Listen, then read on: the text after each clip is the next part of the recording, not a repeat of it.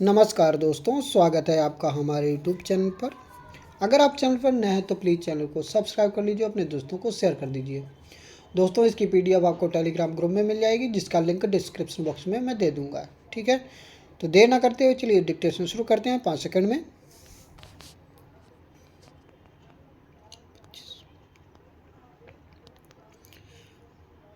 Start.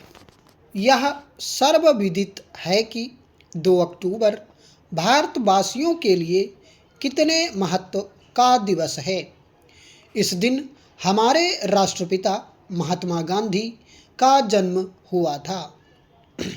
इस युग पुरुष ने भारत सहित पूरे विश्व को मानवता की नई राह दिखाई।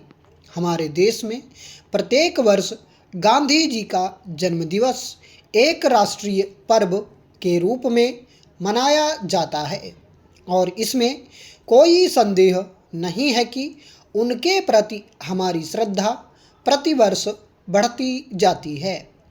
वर्ष 2014 में भी 2 अक्टूबर को ससम्मान गांधी जी को याद किया गया, लेकिन स्वच्छ भारत अभियान की शुरुआत के कारण इस बार यह दिन और भी विशिष्ट रहा। स्वच्छ भारत अभियान एक राष्ट्र स्तरीय अभियान है।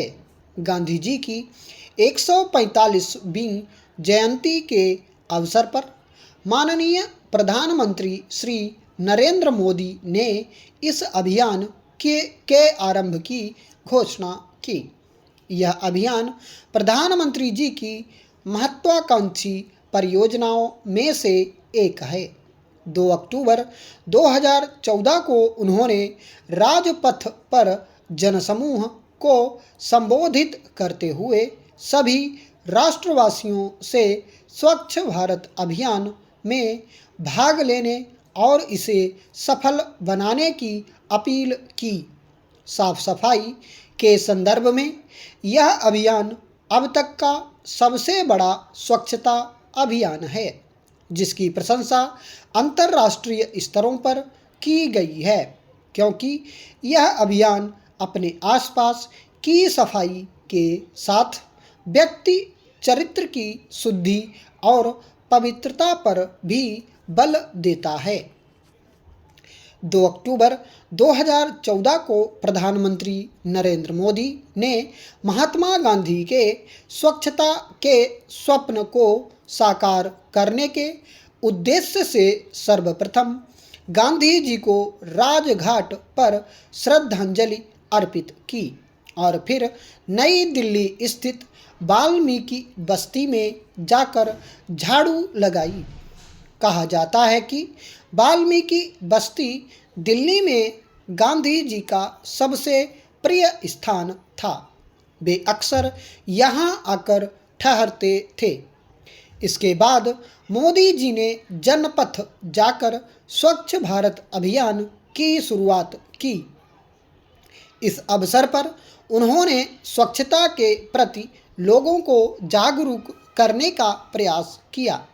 अपने भाषण के दौरान उन्होंने महात्मा गांधी और लाल बहादुर शास्त्री का जिक्र करते हुए बड़ी ही खूबसूरती से इन दोनों महापुरुषों को इस अभियान से जोड़ दिया।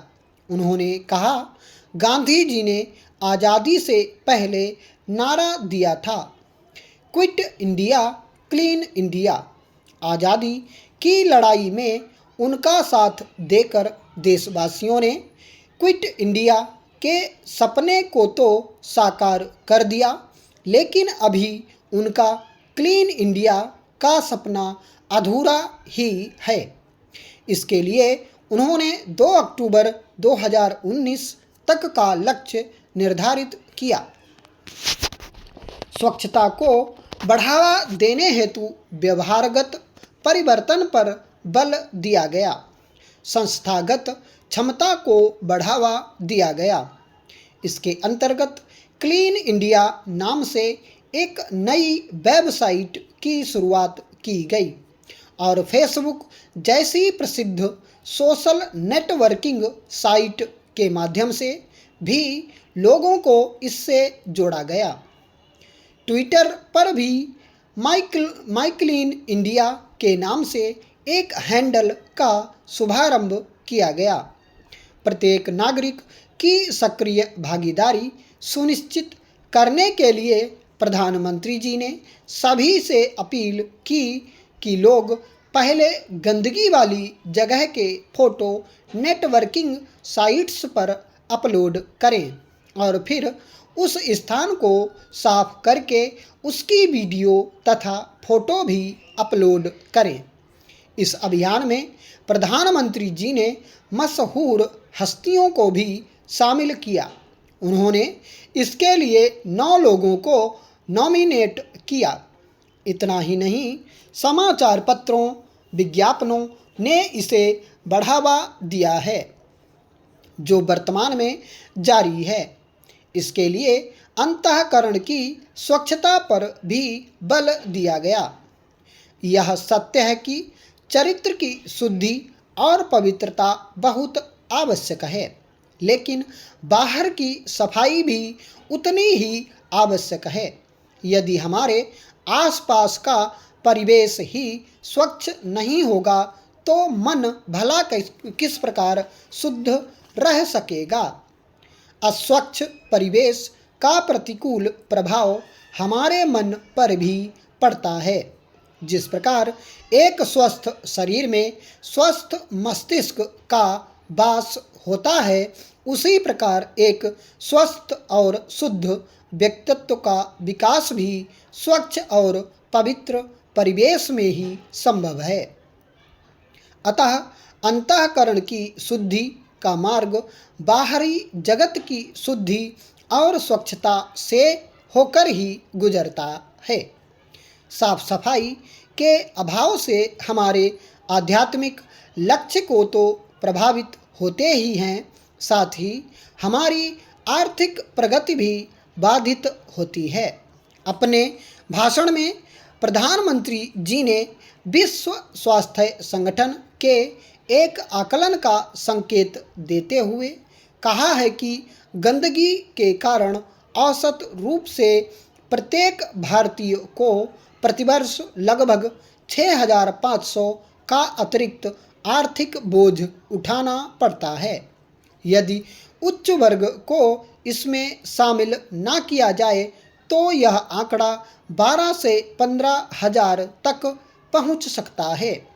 इस प्रकार देखा जाए तो हम स्वच्छ रहकर इस आर्थिक नुकसान से बच सकते हैं। इन्हीं सब पहलों के कारण भारत ने सकारात्मक उपलब्धियां हासिल की हैं।